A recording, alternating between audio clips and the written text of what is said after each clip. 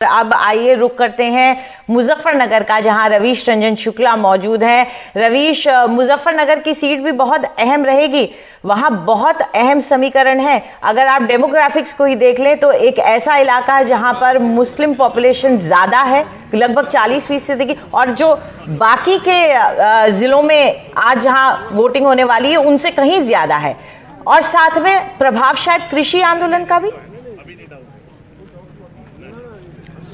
जी बिल्कुल, अगर मुजफ्फरनगर की बात करें तो जाट राजनीति की राजधानी के तौर पर मुजफ्फरनगर की राजनीति को लोग बोलते हैं। और यहाँ पर आप देख सकते हैं कि मुजफ्फरनगर में आज सुबह से ही जो मतदाताओं की सरगर्मी है वो शुरू हो चुकी है, मतदान शुरू हो चुका है। चूंकि कोविड प्रोटोकॉल लागू है, एक बूथ पर 1250 मतदाता ही यहाँ पर वोट डाल सकते हैं, तो इसके वजह से भीड़ कम दिखाई दे रही है। लेकिन आप शहरियों को देखिए, मुजफ्फरनगर के तमाम सारे कड़ाके की ठंड पड़ रही है, कोहरा पड़ रहा है, लेकिन उसके बावजूद शहरी निकल रहे हैं मतदान के लिए।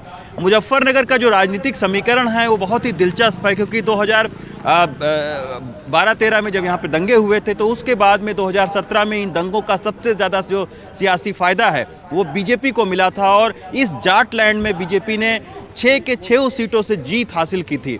तो इस बार देखना है कि आखिर बीजेपी यहाँ पर उसी इतिहास को अपने दोहरा पाती है कि नहीं, क्योंकि किसान आंदोलन का प्रभाव है, साथ में जो दंगों का एक इफेक्ट था, असर था, ध्रुवीकरण था, वो भी इस बार बहुत ज़्यादा ज़मीन पर नहीं दिखाई देता है।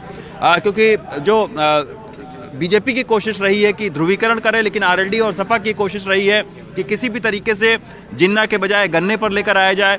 तो उस तरीके का जो ध्रुवीकरण है, उस तरीके का जो सेंटीमेंट्स है जो दंगों के बाद मुजफ्फरनगर, आसपास शामली, बागपत, इनमें देखा जा रहा था, वैसा इस बार ज़मीन पर नहीं दिख रहा है। इस बार ज़मीन पर गन्ने का मामला है, सड़कों का मामला है। अभी हम आए हैं रात को, सड़कें जो हैं मुरादाबाद से लेकर मुजफ्फरनगर तक की सड़कें बहुत ख़राब हैं। तो ऐसे तमाम सारे मामले हैं, उनको लेकर लोग यहाँ पर वोट कर रहे हैं। कुछ लोग आज सुबह सुबह यहाँ पर आए हुए हैं।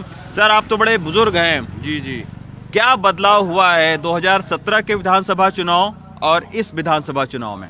2017 के चुनाव में और 2022 के चुनाव में बिल्कुल डबल उल्टा हो रहा है। ये उल्टा हो रहा है? उल्टा हो रहा है। इतना सर? जितना उत्साह पहली बार ये फूल के लिए था, हाँ, अब की बार ये गठबंधन को है। अच्छा, हाँ। नहीं तो ये क्यों, आखिर अगर हम माने तो इसका क्या, क्यों ऐसा हुआ है? ये सबसे ज्यादा दुखी है बेरोजगारी, हाँ, और किसानों का शोषण।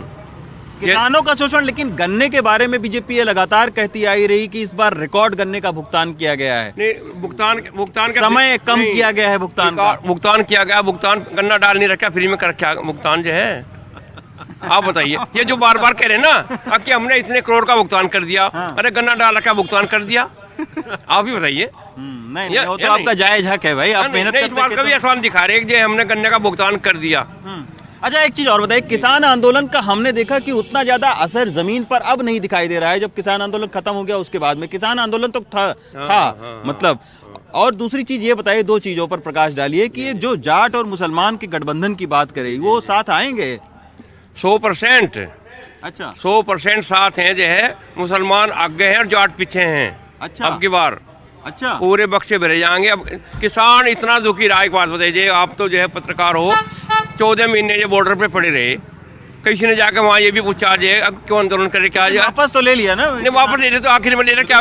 अब जब चुनाव आ गए तो वापस ले लिया। अब चुनाव खत्म होता है, अगर चुनाव में जीत गए तो फिर लागू कर देंगे जो है।